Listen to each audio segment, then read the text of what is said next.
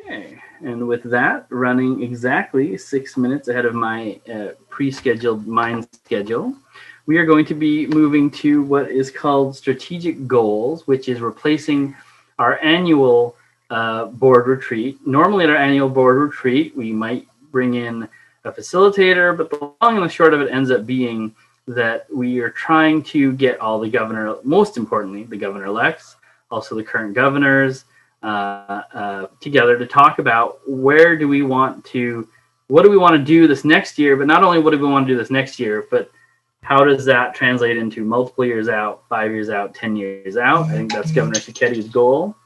And we are doing this in a very public fashion, and I believe there is opportunity here. Governor Cicchetti will be conducting this, I think. I'm not privy to the plans, actually. And there will be some opportunity for us to hear from outsiders as well, hopefully, and get some input. But this is a time for all of us to put things on the table and figure out where you want to take the bar. And I really want to encourage the governor-elects at this point that you are the ones who are going to be doing this work, and your input is very valuable. If you are here as a member of the public and you want to be recorded in the minutes as being present, please email bogmeeting@wsba.org. That will help us reflect accurately that you were here, and you'll be able to report that you were here. Otherwise, it's very hard for us to keep track. We don't necessarily know if you're listening in some other manner. Also, just a reminder for Zoom etiquette for everyone, keep yourself muted when possible. And you can use the hand raising feature, or you can wave your hand violently at me. I may not see that, so using the hand waving feature will be a good use of possibility if you can. And I as always, ask for your patience and tolerance in trying to run a virtual meeting. Thanks. And with that, I'll Mr. turn it President. over. Yes, Governor Stevens. Yes, I appreciate. I'd like to just take a point of personal privilege to all of the governors. Normally, when we've had a retreat, we've had what was called the gathering of the Seersucker Society. That didn't happen for reasons that I won't go into, but there's controversy now around the wearing of Hawaiian shirts. Didn't want to get into that either. So, as the outgoing chair of the society, I'm asking that tomorrow, it being the Friday before the next Seahawks game, that as many of us as possible wear blue for Blue Friday. And that's all I'm going to say. I would like to repeat that at the end of the meeting today, but hopefully I think we all have lawyer blue of some sort, of any shade. So hopefully we'll be able to do that.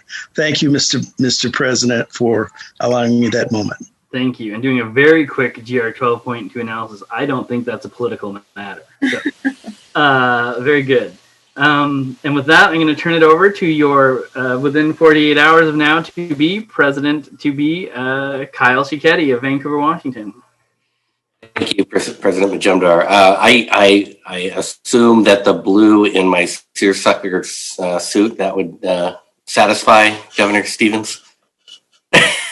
Point of privilege. Absolutely. I mean, it's blue. All right, good. But you can't wear white after Labor Day, President-elect Cicchetti. Oh, there's that, yes. But there's I might have to think of something else. You know, I think that goes if it was just solid white, but blue and white also works, Mr. President.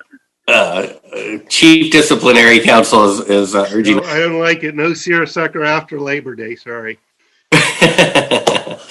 Definitely no white shoes or purse, Kyle. Yeah, well, no chance of that. So we're all right. Okay, thank you for all coming today. This is a continuation of our retreat from earlier in July, and of course we typically do our retreats in July, and we typically are gathered in a large ballroom and are able to do see each other and talk with each other and have breakout sessions. And this is entirely different year, entirely different circumstances, and it's unfortunate that we can't get the big white sheets out and do some strategy discussions with poster boards and what we typically do, but that's all right. Hey, we're going to do it differently this year. The idea behind the strategic goals, as President Majumdar mentioned earlier, is that probably the last year we've kind of mulled this over in one or another, that the organization itself should have some committee and folks to look into where we want to be in 5, 10, 15, even 20 years out, long-term strategy. And we've had a committee that's done a little bit of the groundwork on that. But I'd like for this year to really kind of hit the ground and put something together that by the end of my term, we'll have a solid standing of where this board thinks we should be. We in 2026, I believe, our lease runs out with the existing location in Seattle. That is probably, in my opinion, one of the more important things that we need to look at. There's a 5-year option, so we could stay there, or we might want to look at other options. So I throw that out because I think that's going to be a good discussion topic for us today. Like I said, we're not going to do the small group meetings or small group breakout sessions because it's just too difficult. So what I'm envisioning today to be is a brainstorming session, essentially, that will get us started and will provide an overall framework for the committee to continue and explore ideas that are expressed today and that are expressed over the course of this year with the hopes of coming together with a long-term strategy, like I said, sometime next year. And so with that, I have Anna Lanasa Selvage. I may be mispronouncing that, and I apologize. She is our strategy and operations manager. She has been, and I think Tara described her yesterday as chief of staff to the executive director or some capacity of that. And so she has been working with me to put together the materials that you will find in the late materials, page 3, I believe, starting on page 3. You'll see a PowerPoint presentation and then a history of the plans and goals. And then you'll see some strategic goals from other states, purposely placing Oregon on top. So as I like to do, we may be having some discussion about Oregon and some other states. So with that, I'm going to turn it over to Anna for our structure on this and get us started. Great. Well, good morning, everyone. I hope everybody can hear me well. So I have been working with Kyle and with Tara, just kind of thinking about how to do it in this structure and in this format and help facilitate you guys in this effort to come up with some goals and some directions for the organization. I wanted to start off by recognizing, the things that we will be covering today. We're going to start with public comment, open comment just from the public, and trying to really understand where they see the direction of this organization, because it's a feedback loop, right? This is your constituencies, these are your members. They may have ideas, they may have desires, they may have thoughts about this. We'll then go into that landscape analysis, which will be the comparison of what other state bar associations have developed as their goals. And this is really just to have you guys see what other state bars similar to Washington State have developed. I've also created a document that's a historical document of since at least 1998, which is of materials that I was able to find of what WSBA has done for strategic planning and how we've developed into goals and setting goals for the organization. And then from there, we'll talk about some of the challenges that this organization is going to be facing in the next year, 6 months to a year, to the next few years. And then we'll brainstorm, and then we're going to prioritize as much as we can. The philosophy there is everybody may come with a different perspective of what's important. So if everything is important, nothing is important. So prioritizing and getting everybody on the same page of what we can all agree on, you can all agree on to move forward is going to be key. So with that in mind, Kyle, I was hoping you can facilitate the public comment and just kind of gathering what members who are here participating are thinking about in terms of the specific topic. Okay, and I can do that. I think President Majumdar has got the control, so he may be the one that actually. No, or maybe it's Executive Director Tara Nevitt that will identify folks on the phone and otherwise who would like to participate. Again, this is a starting point for us. And so, the Board of Governors is also going to be doing basically the same thing. They're going to be expressing their thoughts on what a long-term strategy should look like. And so we would like to open it up first to the public for a short 3-minute comments if anyone would like to do so. All right, I don't see anyone with their hand up now. Rex, could you remind us what folks on the phone should press in order to raise their hand? *9. *9. So if you're on the phone and you'd like to make a comment, go ahead and press *9.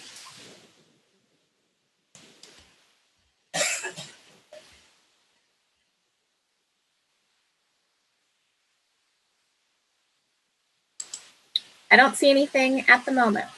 And just a reminder, we also have folks viewing the webcast that are not in the Zoom room, and they will email their comments to the BOG meeting at wsba.org inbox, and I will pass those along. And those go to you, Rex? Those come to Tara and myself and President Rajiv. Okay, so why don't we do this, and why don't we just go forward, unless there's somebody pops up right away. Let's just go forward with our program, and then President Majumdar is going I apologize. Actually, I did have a comment submitted early this morning at 7:36 that the liaison from the family law section wanted added as input. Would that be okay with you? Yes. Great. So this is from Nancy Hawkins, a regular attendee of BOG meetings and the liaison from the family law section. She said, public comment is set for 9 a.m. today with regard to strategic planning session. The agenda and pertinent questions we discussed were apparently posted very late last night. This, and I'm paraphrasing, this provides no time whatsoever for members or sections to consider those questions and provide any kind of meaningful comment. So my public comment is for the WSBA to figure out how to submit working papers on a more timely basis in the future that provides an opportunity for members and sections to consider all organizational issues and offer comments. And then she asked that the session be recorded for later viewing by members and sections. And she asked that I read that. So that is the comment of Nancy Hawkins.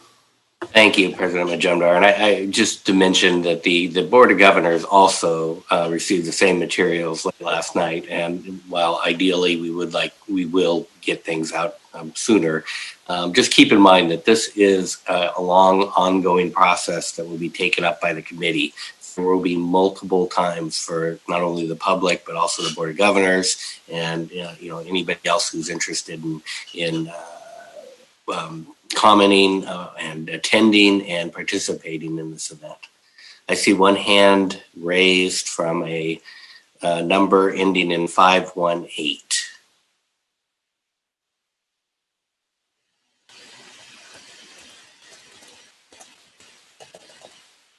If you're talking, you're on mute.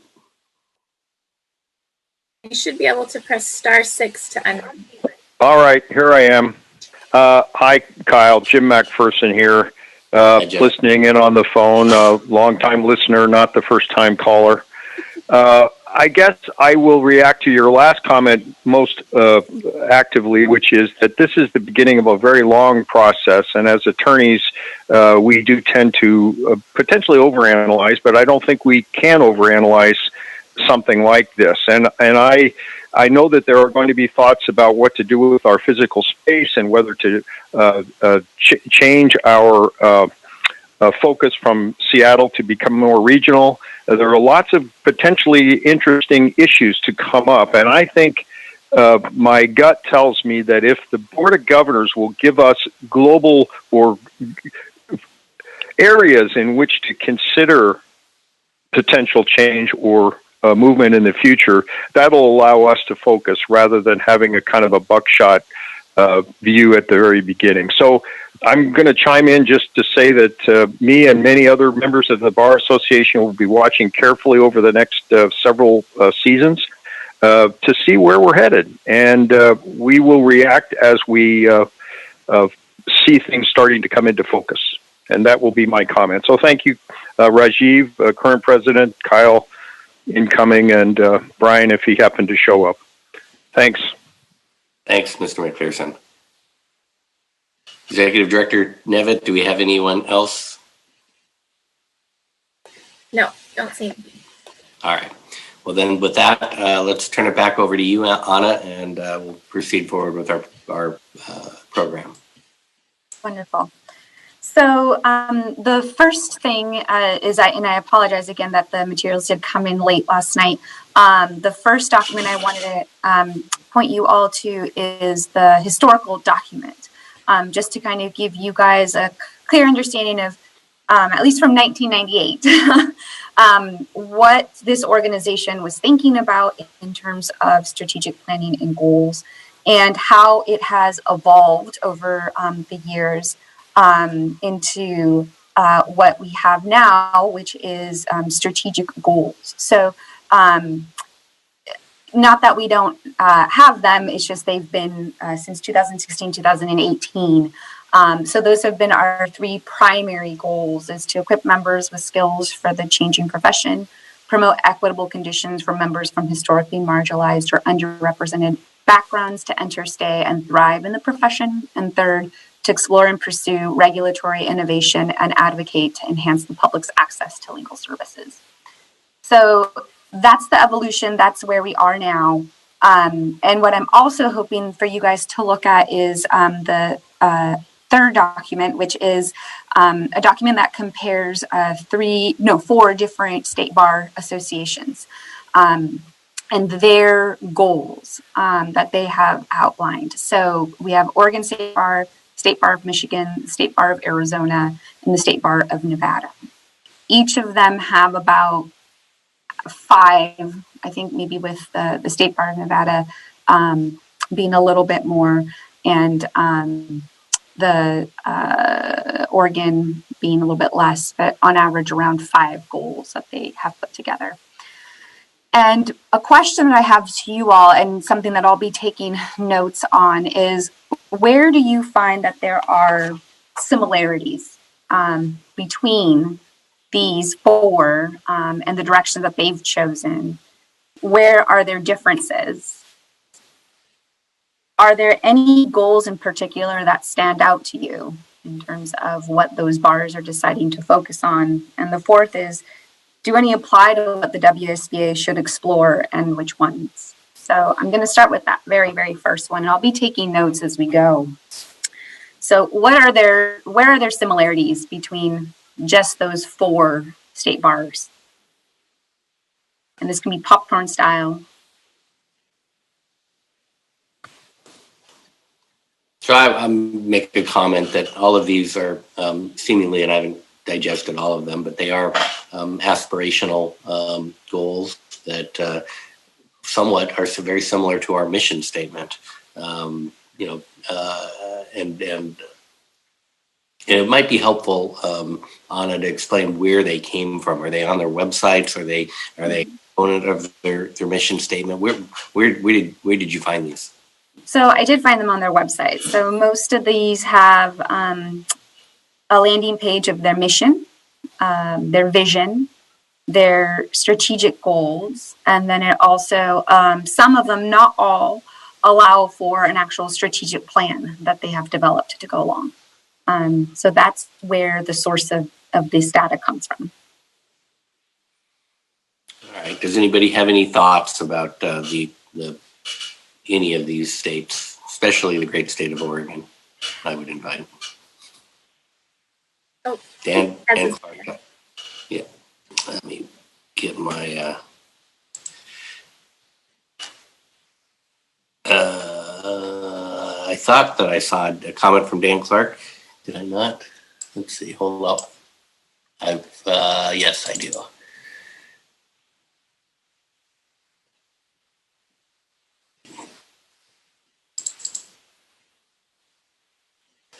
Dan Clark wrote to me and said the state bar goals, and in his opinion, these are the 4 best. Here is the best 4 opinion that he put together in State Bar Association strategic goals. So I'll read these to you.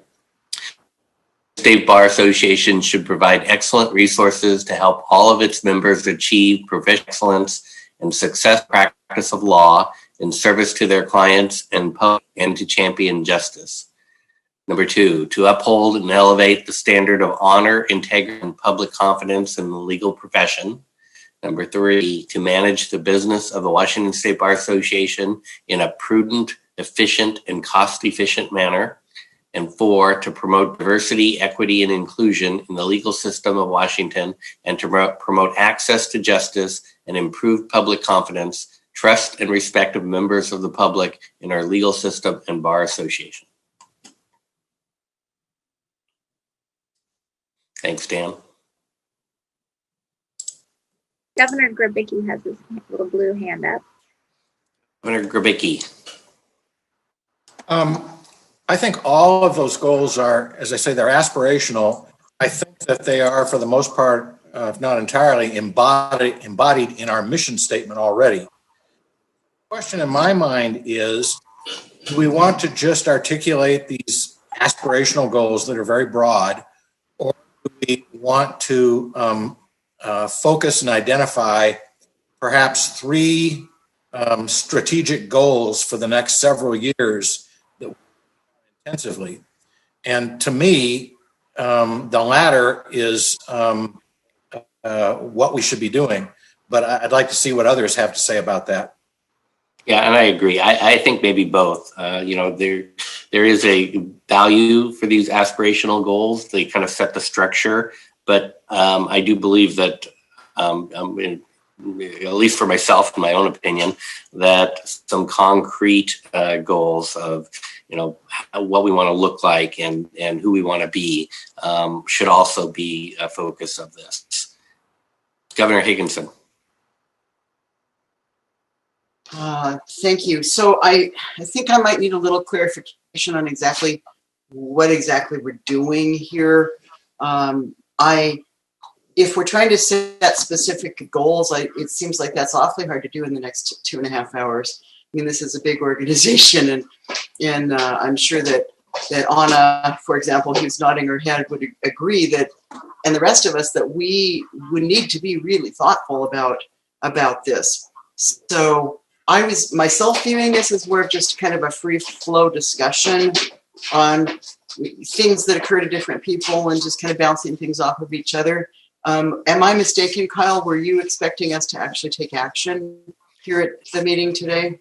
Think of this as a virtual brainstorming session that we've done in years past, where we're putting things up on whiteboards, but we're just not putting things up on whiteboards. We're just doing it in a different atmosphere and under different circumstances. So it is more of a work session where we're going to chat about things and bounce things off each other. Exactly. It's the start of the program. It's us just thinking about what we would like to look for. And then over the course of this next year through the committees, we'll put some more structure to it. So This is the beginning. Super. Then I'm happy to know that I actually was correctly conceptualizing this. And I just want to point out that there's a couple people that do have white backgrounds behind them. So, markers, maybe we can have whiteboards. You'd have to repaint your room there, Kyle, but That's right. Yeah. My wife might not like that. New Governor Williams Ruth. So to go back to the question about the 4, as I was reading the great state of Oregon, the Michigan and Arizona, those seemed more very aspirational and theoretical, when I was reading the Nevada bar, those actually seemed more focused and directional. I mean, they're specifically reading with to promote reform in the law and the judicial procedures. to uphold and elevate standard of honor, integrity, and courtesy, to encourage higher and better education for membership. And so I thought, even though the Nevadas are still the aspirational, it really was in my read of them, more of a push towards, and how are we going to do it? And so I actually, I like all of them, but I as we're thinking for Washington, I would like to see something more along the lines of the Nevada method, whereas we're talking about diversity, equity, inclusion, and justice. And then what? Maybe just have that next, and then what to be included in our goals. Makes sense. Thank you. Governor Stevens. So this isn't so much a comment regarding the comparison of the various states, but a question I would have for those states, and really a question for us. We had goals that I think were 2016 to 2018. I don't recall ever revisiting and seeing how we were doing regarding those goals. I don't recall much of a discussion, and it might have been Tara, but I don't remember very much. And at the end of 18, I don't know. So one, I would hope that whether it's aspirational, first of all, even if you do aspirational goals, there should probably be sub goals or strategies that you're going to use annually to achieve those goals. If you're going to set out goals, we should also answer the question, what does it look like if we achieve those goals? But especially making sure we're going back and reviewing how we've done on those goals. Because like I said, it may have happened, but I don't recall it happening that we actually went back and took a look at how we were performing.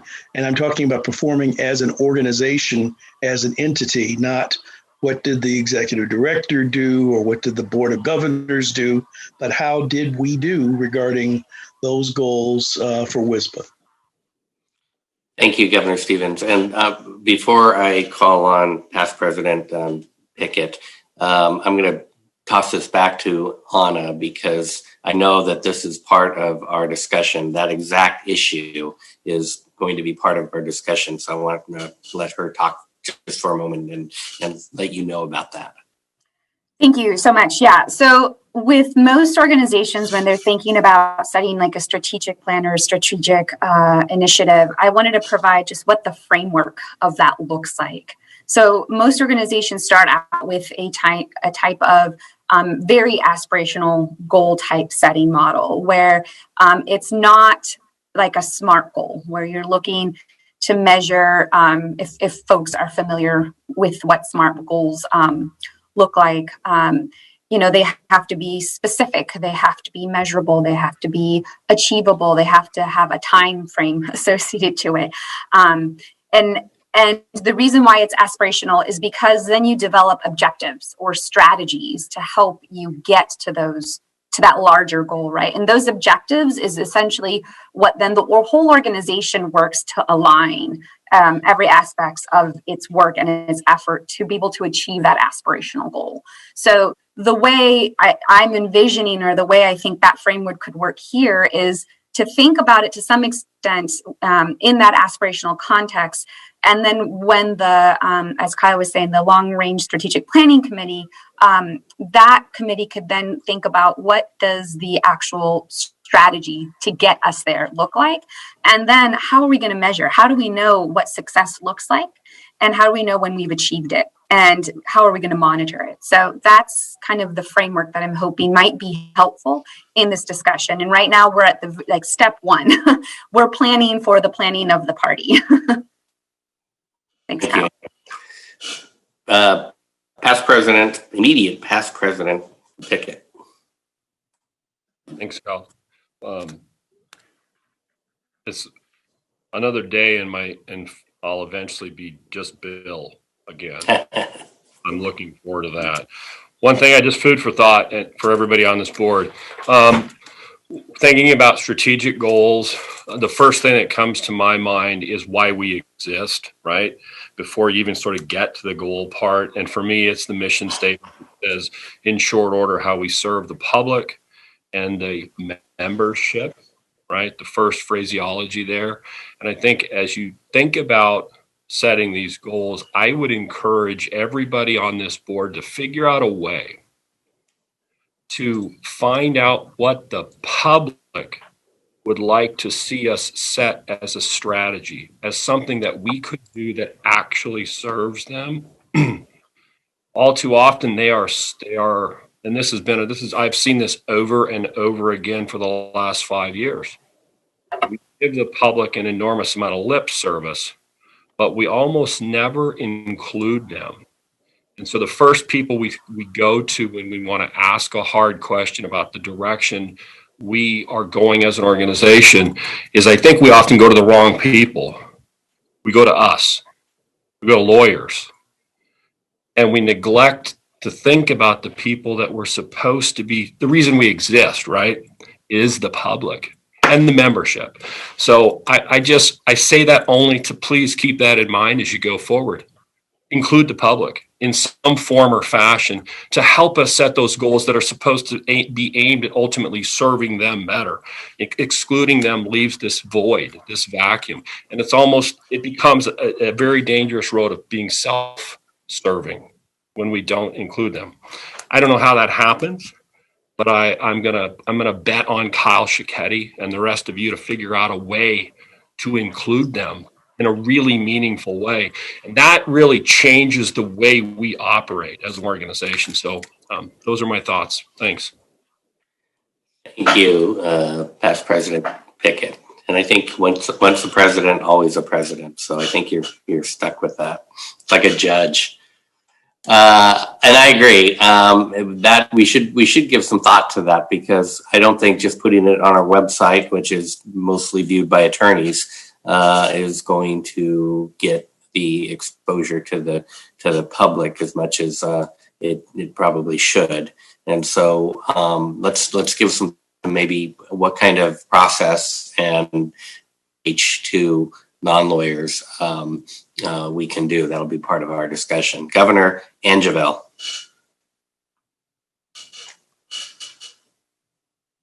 You're on mute. Oh, there you go. Thank you, Governor Schicchetti. I just wanted to point out something that I noticed about what wasn't in 4 of the state's goals, and that was any specific reference to diversity, equity, and inclusion. I note that they talk about access to justice, administration, fairness, but they don't really use the words diversity. And I just want to point out that in our state, in our court rules, in the oath that our new governor, Governor Williams-Ruth, and welcome, just took, part of that oath was to promote diversity. So I hope that as this discussion moves forward, and I get that it's a long-term discussion, that we keep in mind that in our court rules, in our state, the principles of diversity, equity, and inclusion are a necessary part of moving forward in terms of articulating our goals. Thank you, Governor Angeville. I see that Executive Director Nevitt may not be able to raise her hand and would like to speak. I think it's sort of passed. I wanted to sort of agree with Governor Stevens that I don't think we've done a very effective job of following up and reporting back on goals. And then I also wanted to add to what Anna said that, I think you do have to start with something fairly high level, but if you're going to be successful, you're going to have to get specific. But the reason why I think you have to start high level is because we don't want to jump right to solution space. We haven't done the research. I mean, we haven't done any of the homework to figure out what are the root causes of the problems we're trying to solve. What are the barriers? What does our vision of success look like? And so I do think you have to start fairly high level, because it's too soon to tell what the strategy should be, at least in my opinion. Yeah, and for purposes of this discussion, though, I do want to get into the details. This is just kind of a stew that we put together and mix up, and then put the structure to it later on. But this is the jumping off point. Governor Grabicki, I will come to you right next. I do observe in the Oregon State Bar Association, there is a component of ensuring competence, integrity, and promoting professionalism in the legal profession. And not to call out Governor Abel, but I know he has an interest in the professionalism part, and I would invite him to say something in a few minutes if he cares to do so about maybe adding that as a component. But Governor Grabicki. Thank you. In order to try and move this along, I'm going to suggest a list of goals to which people can react. I think first we ought to have one aspirational goal that is an overriding goal, and that ought to embody equity, diversity, and inclusion, access to justice, race equity. And that ought to be an aspirational goal that we address on a consistent basis. I think we started down that road with the program that we did in the last few weeks. I thought it was excellent. But I think we need to continue that, and we need to push it out to the membership so that we become a body of advocacy, active advocacy for diversity, equity, and inclusion, access to justice. That ought to be our aspirational goal for the next couple of years. Then we ought to have two practical goals. One of them is court records access. I've spoken about this before, but we have an ungodly system in the state of Washington where each county clerk does whatever the hell they want. And our goal ought to be to get the entire state to a system that's like PACER. And that would aid access to justice. It would aid economy of legal affairs. It's just the right thing to do, and we're the people that ought to be pushing that. And then our third goal ought to be to address facilities. That's $250,000 a year or a month that goes out the door. And we ought to be focusing on that over the next year to year and a half and figure out what we're going to do. This COVID crisis has converted us into a remote organization, both staff and the board. And it's largely been successful. We've learned a lot from it. And I know that Tara and the executive team are looking at this very closely. But we ought to be pushing forward on this to determine over the next 9 months or so what we want this thing to look like in terms of facility moving forward. And then we ought to take action to implement that. And it may mean we're buying out of the lease. But it's clear now that we don't need 4 or 4.5 floors of downtown office space to be a highly functioning organization. So those would be the three things that I would have us work on. One, a highly aspirational goal, equity, diversity, and inclusion, access to justice, and that we ought to be pushing that on a constant basis. Secondly, the whole court records issue, which we're the only ones that really can push that effectively. We're going to talk about that, I think, tomorrow as well. And then thirdly, the facilities issue. And if we can achieve those latter two issues in the next year and a half or so, we will have moved this organization along tremendously. And I agree with all of those thoughts. And it may be that we find that we partner with other committees and other groups on some of these things. And in fact, I think the PACER Supports Records was also a part of a committee that we established last year to start that process. And so maybe it's a partnership with that committee and that effort. And of course with the courts as well, because we can't do that alone. But absolutely a very solid and good goal to also keep in mind our organization. And the facilities, absolutely, I think one of the most important ones. I'm going to call on Governor Abel if he's able to talk, and then I'll recognize Higginson.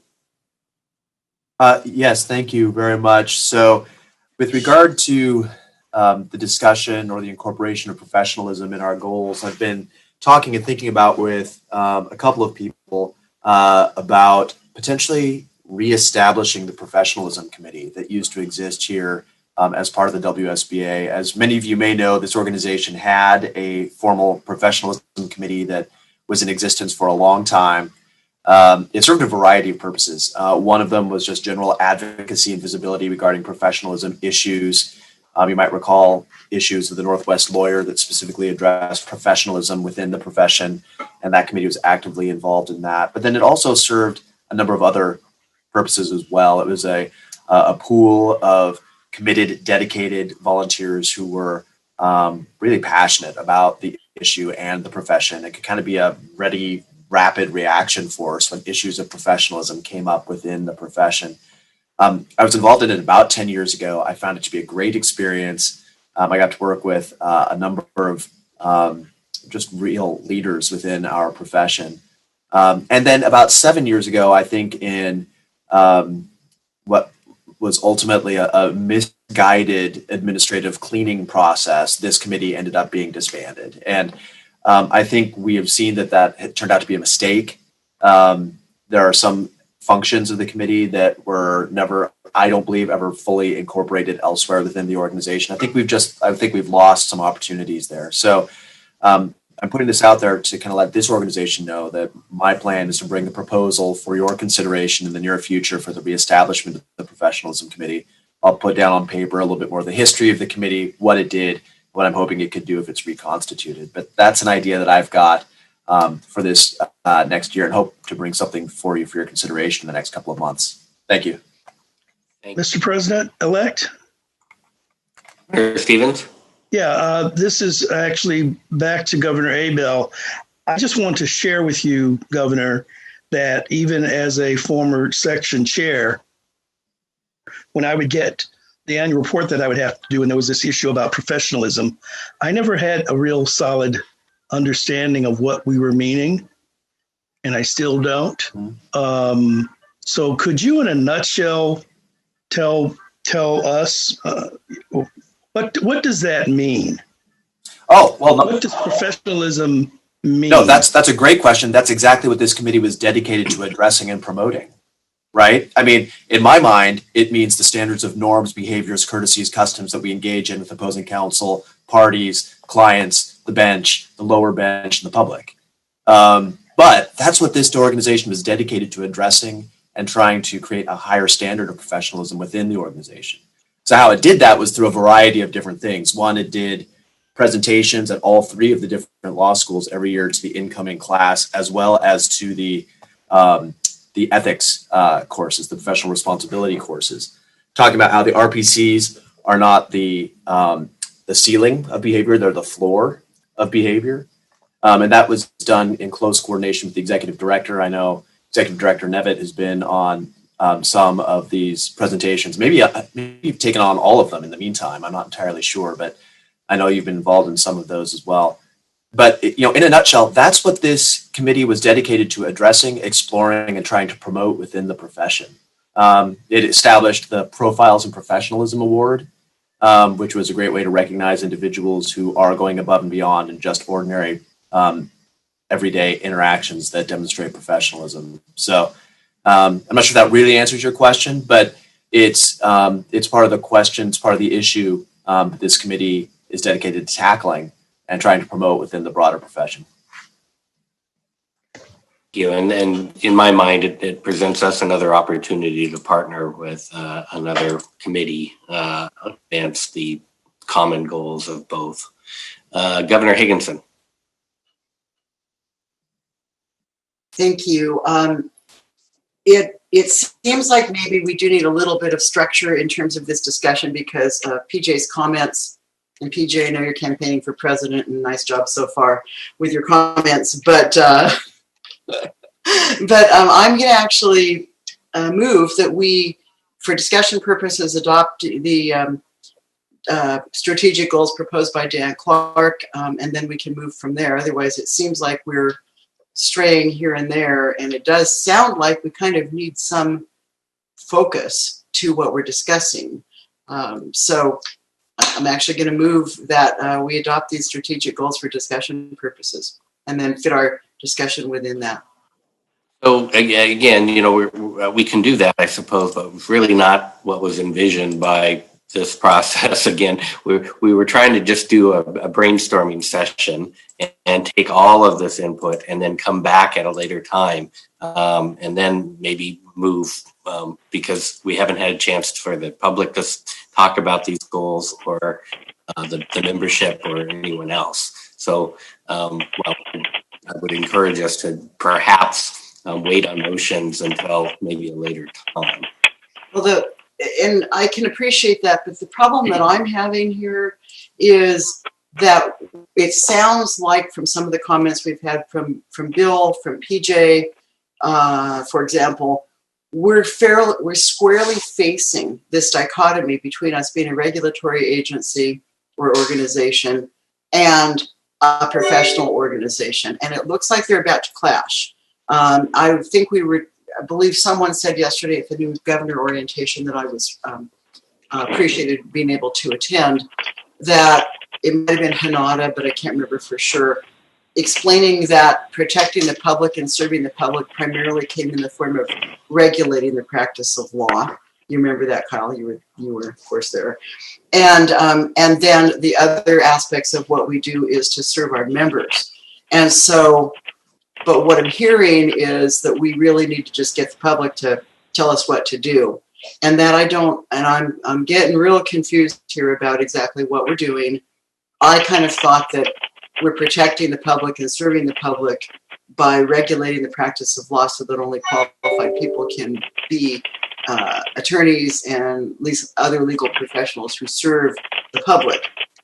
And we also administer a lot of programs that help people find low bono or pro bono attorneys, which is, of course, access to justice. And I completely support all that, as sure do all of us. But where I'm getting really confused is, aren't we really talking, if we're talking about long-range planning for our organization in terms of facilities, our aspirational goals, that kind of thing, I'm not really sure how that interfaces with either regulating the practice of law or how that interfaces with what the public wants. I'm assuming the public wants good attorneys and they want to be able to find attorneys they can afford, or if they can't afford one, they want to find somebody that will work for them at no charge. But beyond that, we have a bunch of members who are providing those services to the public. So this seems to be an overriding issue here for me. Maybe I'm the only one confused about this, in which case I'll just listen to what other people have to say.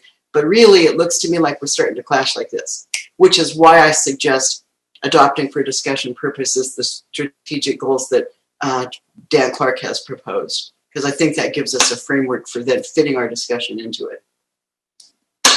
Thank you. I'll second that. Kyle, you're on mute. Sorry. Okay. All right. We have a second to the motion. Again, typically in breakout brainstorming sessions, we really don't entertain motions. And, this is how, simply because we're on virtual it's a little odd to me. We can go ahead and have that motion and set it, but I think it's, my own opinion, is very premature. I'd like to hear from others too, that, today, if this, and I see Governor Knight, I see your hand raised, and I see a couple other folks. I'd like to continue the discussion, and then at the end of the strategy session, if we think that this motion should be voted upon, then I think maybe we can discuss that further. So I'm going to continue to recognize folks, and Interim Director of Advancement, Kevin Platchey, was next on my list, followed by Governor Grabicki, followed by Governor Knight, followed by Governor Stevens. Thank you, President-elect Schicchetti.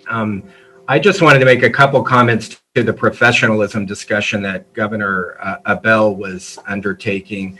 And then maybe another piggyback on a little bit of what Governor Higginson was saying.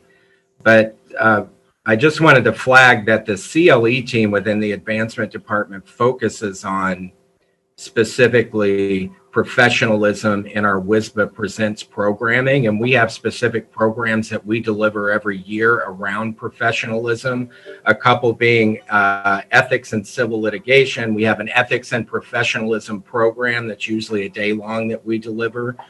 And that's really focused on professionalism in that context is really focused on dedication to serving clients before self, dedication to serving the public interest and improving the law and improving the profession, and devotion to honesty, integrity, and good character, which ties back to the ethics programming a lot. So in our WISBA Presents portfolio, we focus a lot on professionalism and advancing it. So I think there's some intel to tap into there whenever you get ready to go forward with that. And then piggybacking on Governor Higginson's comments, I would say, just to help put this in context a little bit, that the way the sort of professional association side of the organization protects the public and advances the mission is through providing member services and benefits that help to improve the competency of the profession, which then protects the public because we have more competent and professional members serving the public. So there is a tie-in very, very neatly to the mission of an integrated bar with the professional association side that I just want to name. Thank you.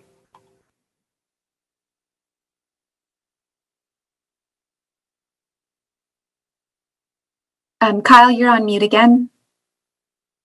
Thank you. I have 3 teenagers in my house, and sometimes I have to hit that button and then I forget about it. So I apologize. Governor Krabicki. I agree with you, Kyle, that now is not the time to close this out with a motion and a vote. Would it be appropriate to move the table to at least the end of the discussion? I don't know if it's necessary. I think I can make that motion, but again, I didn't envision to be a formal meeting where we would be taking any kind of action. It's really meant to be a brainstorming session, collecting of ideas, and then action would come later. So if Governor Higginson and Governor Clark are in agreement with that, then I suppose a motion to table would not be necessary. Do you envision that at the end of the day that you're going to come back with 1 or 2 alternate approaches to what our goal should be and have them then discussed and voted on at a later time? Well, the trouble with that is, again, we have members who, would also like to comment and consider that. And I'm a little with us deciding on a course of action without giving them opportunity to view what we suggest and then comment on it and how it can be improved. So this process will probably continue for 1 or more meetings? I envision it continuing for perhaps 6 to 8 months.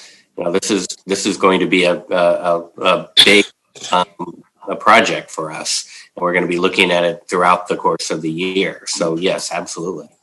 Okay, thank you. Yes, Governor Higginson, I'm going to let you cut in line since I kind of addressed my question to you.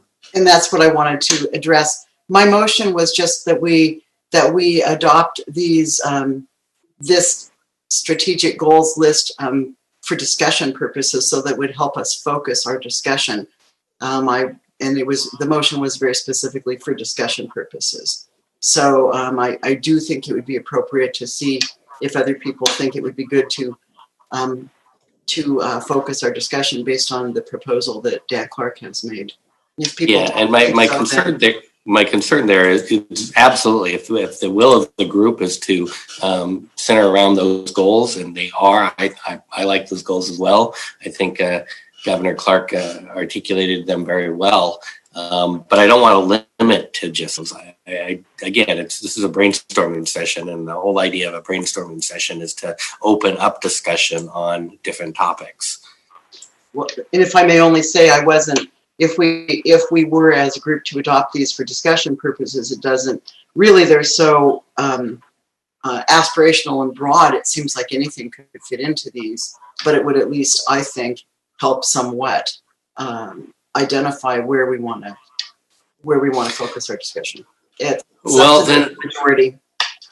If we are going to do this more as a formal process, then, and again, that's not what I envisioned, but if we're going to insist on that, then I suppose then Governor Grabicki's motion to table needs to be one, seconded, and two, voted on.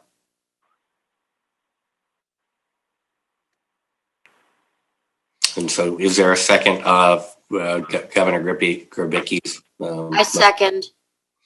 So we have a motion and a second to table to the end of the discussion. And I do not have the list of governors in front of me. President Majumdar. I can conduct that if you'd like. Thank you. This is a motion to table the question that was the motion put forward by Governor Higginson. Governor Abel. I mean, with the understanding that the proposal is as a starting point, I will vote no on the motion to table. Governor Angelo. Yes. Governor Clark. No. Governor Grabicki. Yes. Governor Higginson. No. Governor Knight. No. Governor McBride.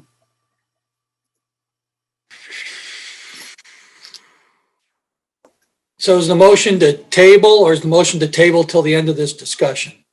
Table to the end of the discussion. Okay. Aye. Governor Peterson. Well, I'm going to vote yes, and I think what Dan proposed is great, but I'm personally of the opinion that these discussions need to be as broad as possible initially without any chilling effect as to, well, now we can only talk about 4 things, right? So I think any discussion like this, we need to hear from everybody, whether we agree with other people or not. I think all comments are welcome and all comments are important. Eventually, yes, we'll probably get down to 4 things, but I don't think this is the time for that. So I'm going to vote yes. Governor Schicchetti. Yes. Governor Stevens. Yes. Governor Swagel.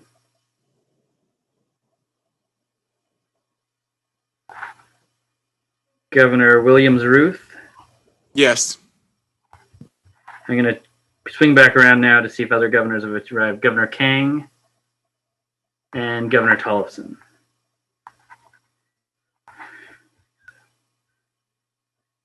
Seven votes in favor of tabling, 4 against. The motion carries.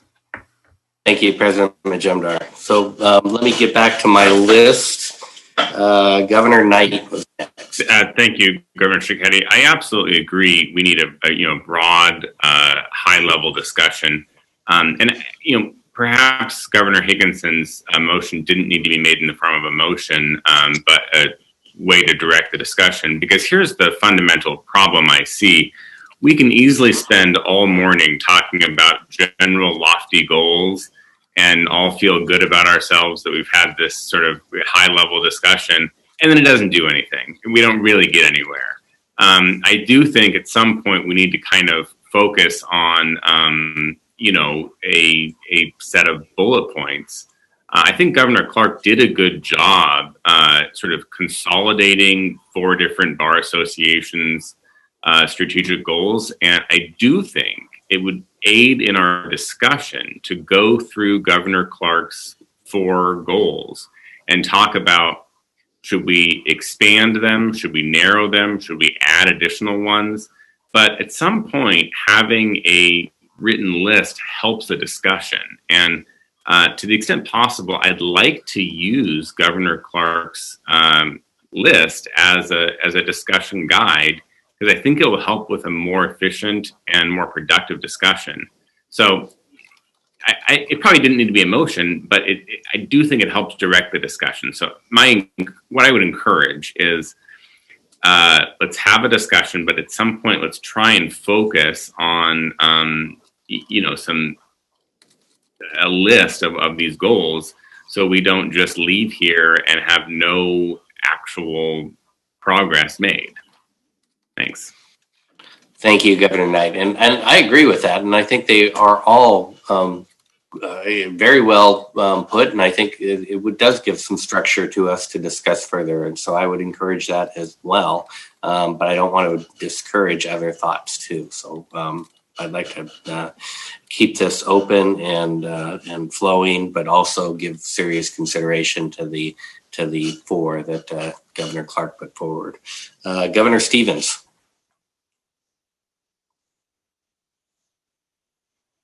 Thank you, Mr. President. So I would actually hope that when we get to toward the end, that you will open up. And actually, I would hope that while we're going on, it would be good to get the four that were outlined by Governor Clark sent to us via email or something, so we can actually have it to refer to. At the end, then I would hope that you would open up the floor for any additional items that someone may want to also include, so that we have the benefit of that discussion. And then in any case, whatever we decide in terms of the 4 or 5 or 6, whatever the number is, and I'm just using arbitrary numbers right now, that we make sure everybody understands those are draft goals. It is important, I think, to send that out, to actually have a list of goals that we're looking at, so that people have a frame of reference from which they can comment. That's our members then saying, okay, this is where we're looking at going, and they can then comment about that and even what underneath various goals might be. So that's what I would offer, and thanks.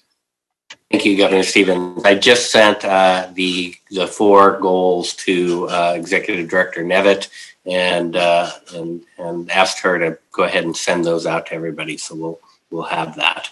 I've got Governor Peterson, followed by Past President Pickett, followed by CFO Perez, followed by Governor McBride. I agree with others that we definitely need to reach out to the public in a meaningful way, and obtain as much feedback as we can as to what they want the bar to do. That being said, I think we have to remember that we're already spending about 70% of the members' money directly on goals and things that help the public. So, we're already doing a tremendous amount, but I don't disagree to reach out to the public for feedback. Thank you, Governor Peterson. Past President Pickett. Thanks, Kyle. Just a couple of comments to tell. One, Carla, I don't see us as really at odds here on anything. I see us as really trying to brainstorm and have this broad, deep discussion on strategic goals. And I think I appreciate, Kyle, your comments in terms of how important that is to keep things open. The other thing is, and I wasn't invited to attend the training session for the new governors. For the new governors, I would say this is a really good example of an atomic motion. And those are the kinds of motions that just come out of the wind and they're dropped in the middle of a meeting. And typically when they explode, they cause the potential for great disaster. I've seen this happen for the last 5 years where motions aren't well thought. They're exploded in a meeting. And okay, Kyle, I am going to interrupt and request that this not be done. Vitriol and personal attack is not appropriate, and this is not germane to the motion. I'm going to request that we remain courteous and professional in this discussion. There's no attack. Yes, it was an attack, and I don't think it's appropriate. Wait. Especially in the virtual world, we're not going to be able to talk over each other. And so we're going to need to do this civilly. I wasn't hearing any personal attack from past President Pickett. So I'd like him to continue. And Kyle, I'm going to request that you direct him not to talk about ill thought out motions dropped as a bomb and an atomic explosion, et cetera, et cetera. It is a clear reference to the strategic goals that I proposed be adopted for discussion purposes. I do not think that that's appropriate. It is not helpful to a good discussion and a free flow discussion. Okay, Governor Higginson, let me. My opinion is the motion was not necessarily inappropriate, but I agree somewhat with both Governor Knight and Governor Higginson that we do want to have some direction, and we don't want to just do a whiteboard and never see these things again. So I get the idea that having a motion and having a focus is a good idea. Disagree with past President Pickett on that, but past President Pickett, note the comments from Governor Higginson, please. Yeah, and there's no personal attack here. What I want to make sure, though, is that because we have new governors in the room, that they're aware that these things come up. And it's important, the most important part of this is to make sure before these things get thrown out there and voted on, that two parties get an opportunity to consider them beyond this board. And that would be the people that we are sworn to serve, right? The public and the members. And I can't tell you how many times over the last 5 years I have heard feedback that said, how dare they, meaning this board, who do they think they are? They fail to take into consideration what the public has to think about something or the membership. And that's important. So that's why I raised that. And I style this an atomic motion, whether that offends people or not. Those are my words, okay? Not intended to offend, but I can't be held responsible for how people take it. The other thing that I would want to say is the comment about the protecting the public. This came up in this discussion. There's a very large organization, not this organization, and its motto around the country is to protect and serve.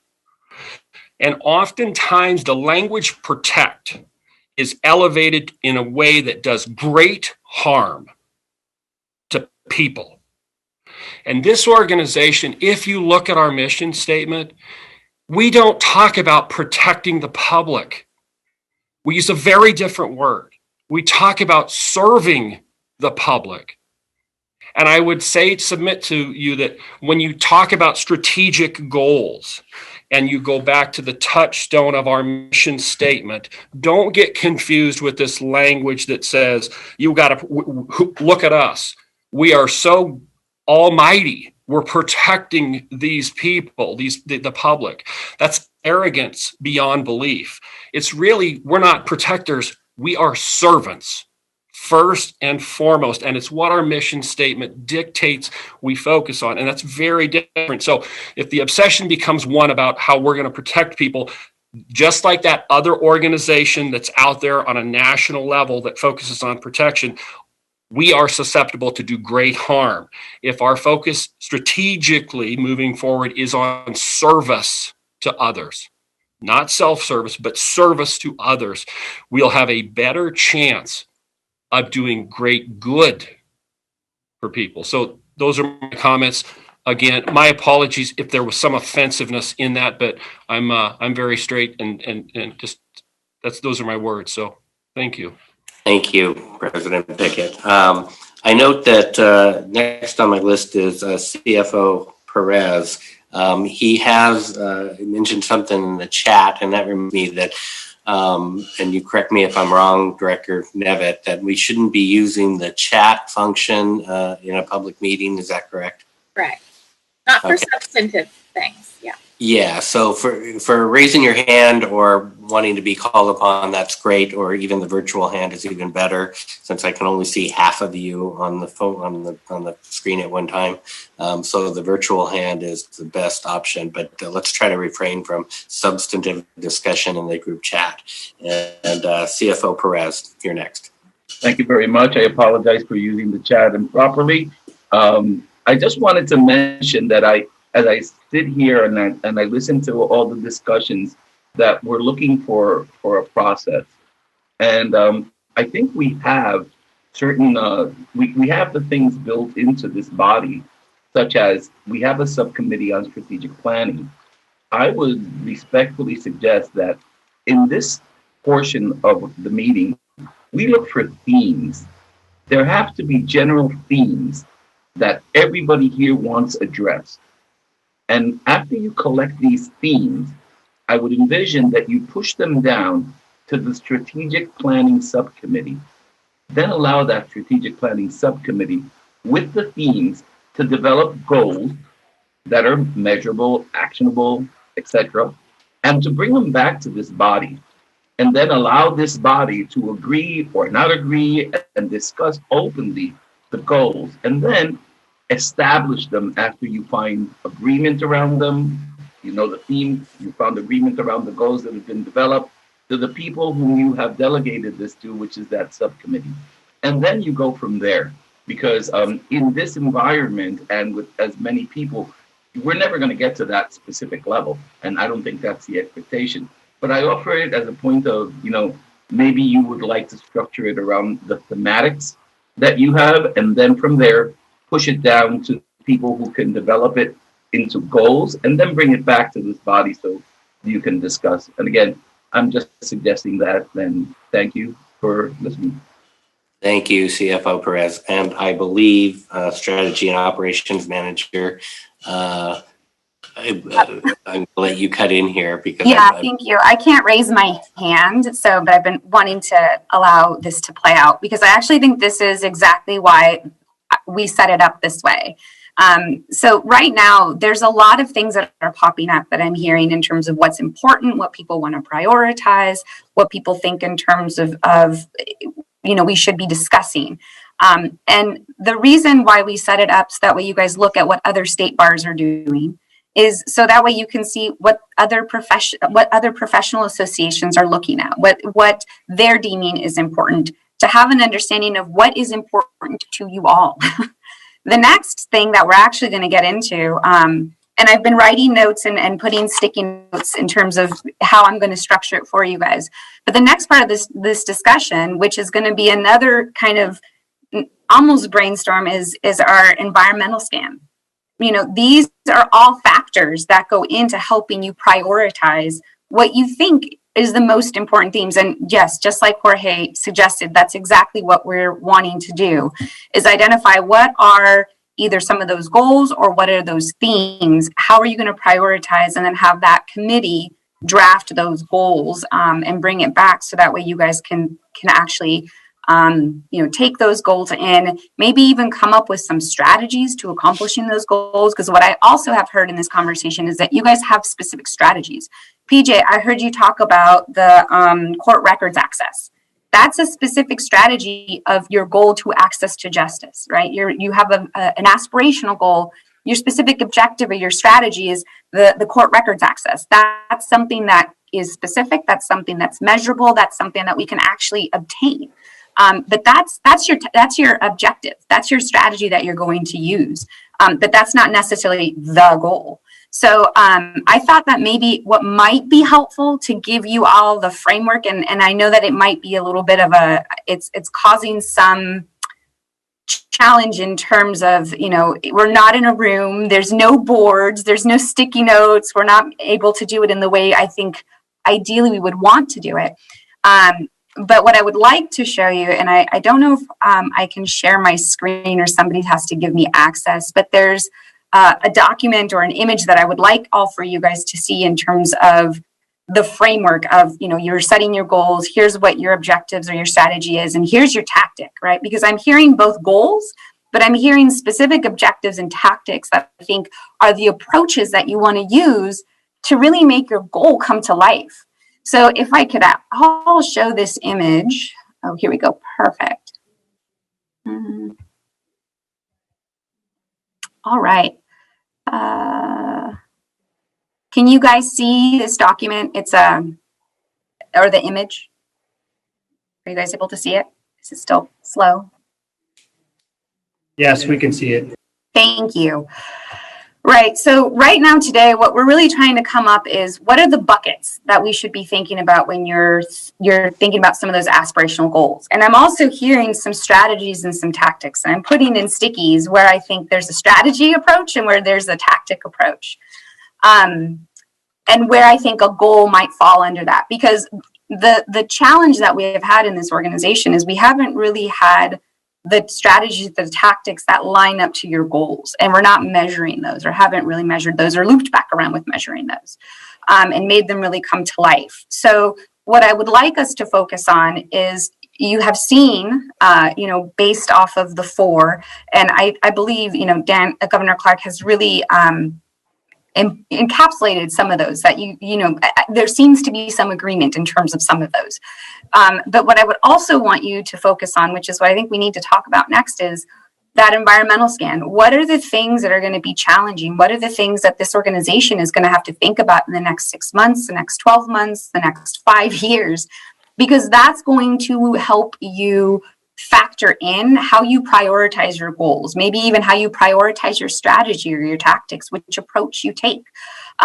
So I think we need to get into that discussion because I have been taking notes. I think we're in a good place to actually move on to that next environmental scan because I think that's going to be the next piece. Is there's problems, there's challenges that we're going to be facing, and our goals, our strategies, our tactics should also help solve some and alleviate some of those challenges and some of those problems. So my hope is that we can get back to that scan, and then from there, maybe we're going to need to take a break because what I would like to do is at least put together a document that shows where I'm hearing themes from this discussion. And where there might be some buy-in around those themes. So that way we can move forward, you guys can move forward giving a direction to the committee that then would draft your actual goals. And maybe even come up with a plan of how to get the membership feedback around this, whether it's members of the public or our members of this organization, because that's going to be a whole other piece of it. So I'm going to turn it back over to Kyle to see if that makes sense or see if folks have questions. It makes sense, except that we do have, no, my list disappeared. We do have several people who are in line here to talk. And I don't want to interrupt that because I think this is a very good discussion. And I agree. I'm glad that I want to almost say that I'm glad that it's a little heated because it's more interesting than a boring presentation that nobody cares about. So I'm glad that people have strong feelings about this. I think, and I just want to say it should be right. Not everybody agrees, and that's the whole thing. Is you all have to be able to come to an agreement. That's this buy-in about. Right. So I think the more heated, I think it's a good thing. Heated yet professional. Yep, professional, respectful, yes. So I have Governor McBride, followed by Governor-elect Dresden, followed by Governor Williams-Ruth, followed by Governor Gerbicki, Governor Stevens, and Governor Peterson. So Governor McBride. Thank you, Kyle. So I guess maybe I have another thought, or maybe what I have is another theme that I'd like my fellow governors to consider. When I look at these, and I'm looking on my screen at the 4 different states and their goals, and what I expected to see in all of them, attorney competency, protecting the public, reforming the law. But what I noticed is Arizona and Nevada specifically call out collegiality, true friendship. And the reason that interests me as a theme for us is, trust me, Bill, it's not from a social interest or a self-serving interest. It's that I think that's how you push common values out. And that's how you build I guess a reservoir of common value to make changes. And so I'd like that to be considered as one of the things we do, particularly for new attorneys. It's hard for them to feel connected, even for older attorneys. It can be hard to feel connected. And I actually think oftentimes we forget that kind of social basis to making real change. And I like what Arizona and Nevada both said. And I'd like to think about whether that's something, we have to guide the messaging on that. It can't look like we're trying to emphasize a kind of the social aspects of the Bar Association. But I think if we avoid that too much, we lose something and we lose effectiveness. So maybe it's a strategy, as Anna would say, as opposed to a goal, but I think they tie together. So just something for y'all to consider. Thank you, Governor McBride. Governor-elect Dresden. Thank you, President-elect. I guess I'm a little sort of confused a little bit about Governor-elect Dresden, I ask you to speak up. It's a little trouble hearing you. Sure. I'm a little I guess I have some questions about the process and what level that we're talking about these things here. And I know that Anna had addressed this earlier, sort of the goal, strategy, tactic. And looking at what we're talking about, I guess that's my question is like, what are we considering constitutes a strategic goal? Because if we look at the materials that we've presented, the strategic goals from the previous ones for the Bar Association satisfy, and I assume that's going forward, that these three criteria that have been laid out, the ones that are there, there's something that WISBA has not either not been doing or something it has been doing, but should devote more resources, that the goal should be achievable and measurable, and that the goal should be a goal in and of itself, not mean to another. Okay, so I don't think any of the, and again, maybe I'm missing something, but I don't think any of the things from all these other states satisfy or qualify about any of that. I don't think they're applicable. I think these are more akin to, I think Governor Grabicki might have mentioned this at the beginning, that was more akin to a mission statement, sort of just maybe an extension or expansion on that. And so, some of the things we've talked about here have been more granular, more on the level of the sort of thing that could constitute strategic goals. Professionalism, I guess, to the extent that we're not doing it now. But and while I really like what Governor Clark wrote, I guess it doesn't seem to me that those are strategic goals under the definition that we seem to be operating under, at least for the materials that we've been given. So I guess I'm not sure what we're focusing on here, and if we're really talking about brainstorming or just brainstorming an expansion of the mission statement, things that we really aspirational ought to go for, or are we trying to talk about things that are actually going to be strategic goals according to the definition that we're working on here? Thanks. So from my perspective, it's a brainstorming session on both strategic, aspirational, and specific goals. And so, and not so much the mission statement for us, because that's a separate process, I think. Governor Williams-Ruth, next on my list. I simply wanted to say that I really am having struggles with the format. So I have gone to my garage and I have retrieved the fact that I actually have these giant whiteboards, and I will volunteer that if we get to the popcorning where if we pretend and close our eyes that we're sitting around a conference table, that I will be the one with my bad handwriting to actually write these down, because this amorphous conversation is difficult for me in my mindset of how we're actually I think of brainstorming as actually throw something up. Nothing is rejected. You just put it all up there and then you go back and look what you've done. And if we'd like to get to that point, I have the tools with me and my little Sharpie, and I volunteer my service to be the one to create the quote unquote whiteboard experience. Thank you, Governor Williams-Ruth. I see your hand, Governor Boyd. And essentially and virtually, I think that's what Anna is helping us with here on notes too. And so that's effectively being done, I believe. So I have Governor Grabicki, Governor Stevens, Governor Peterson, and then Governor-elect Boyd. Governor Grabicki.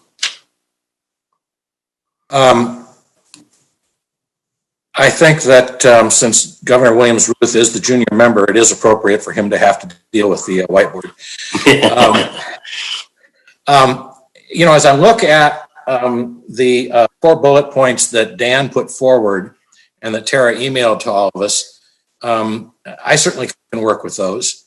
And maybe we use that as a starting point and then put specifics under them. For instance, in the last one, to promote diversity, equity, and inclusion, under that we can put my PACER program.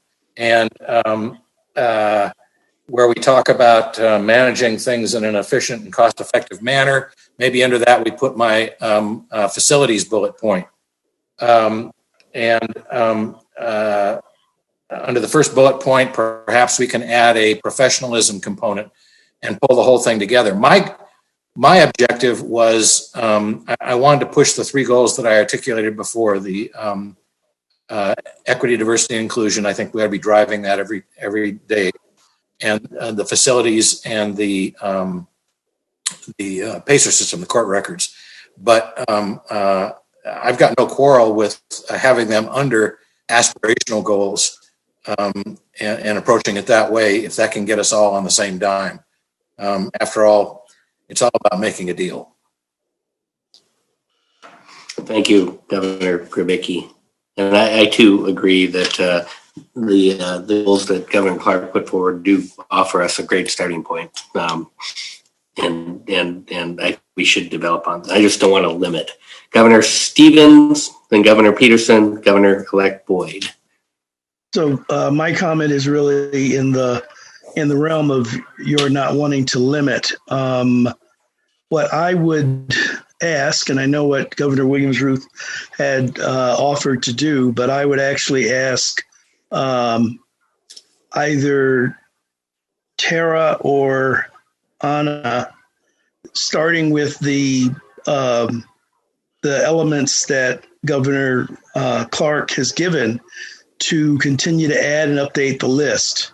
So, for example, Governor McBride made a suggestion that I don't think has been captured, and while it might go under something, I'd like those kind of separately laid out, and then we can figure out what we want to do at the end, since we'll come back to that.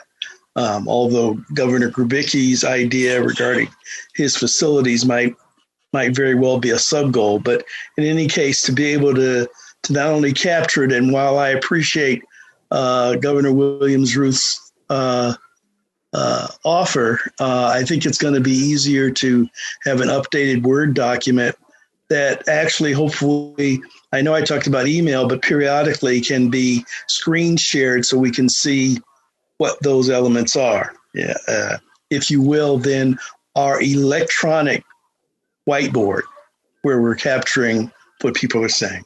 That's just a suggestion.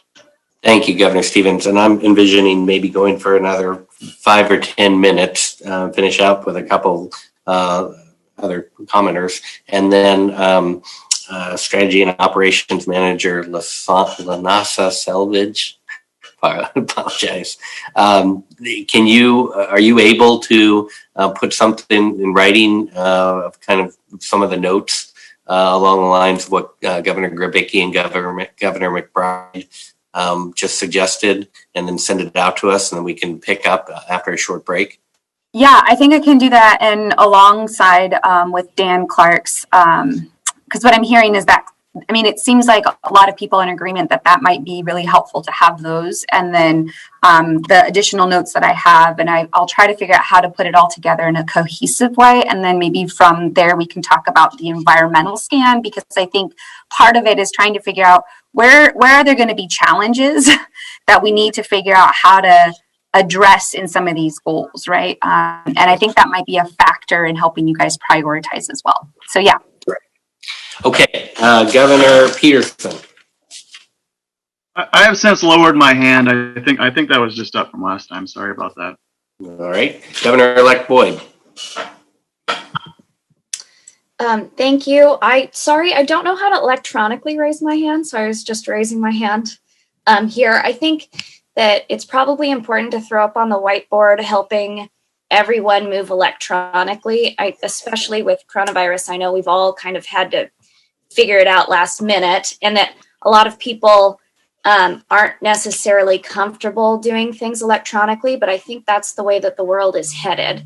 So if we're looking 5, 10, 15 years out, I think it's important that we create programs or resources to help everyone, I think probably courts included, move everything electronically. That might be maybe kind of a broader goal that the PACER and Governor Grabicki's idea fits in or next to or under, but I would like to throw that on the whiteboard.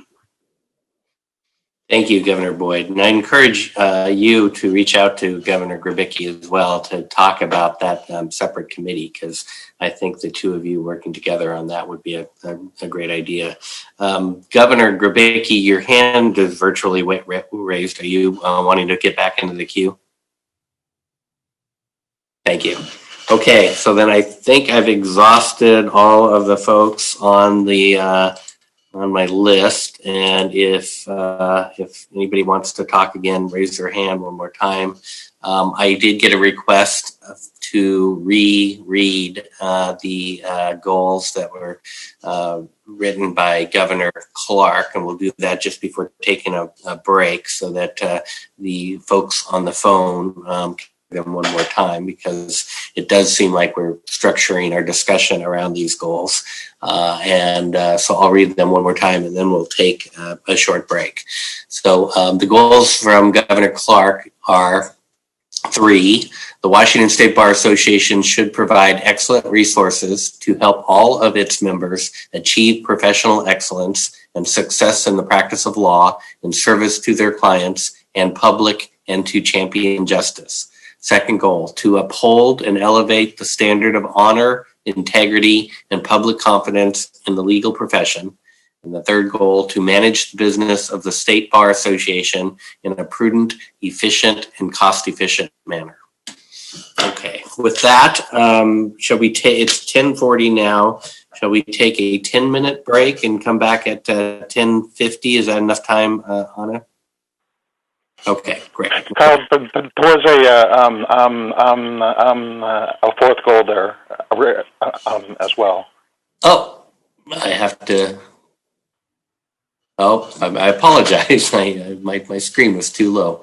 The fourth goal, to promote diversity, equity, and inclusion in the legal system of Washington, and to promote access to justice and improve public confidence, trust, and respect of members of the public in our legal system and bar association. Perhaps the most important goal that I missed, so I apologize. All right, I don't see anybody's hand raised, so let's take a 10-minute break and come back at 10:51.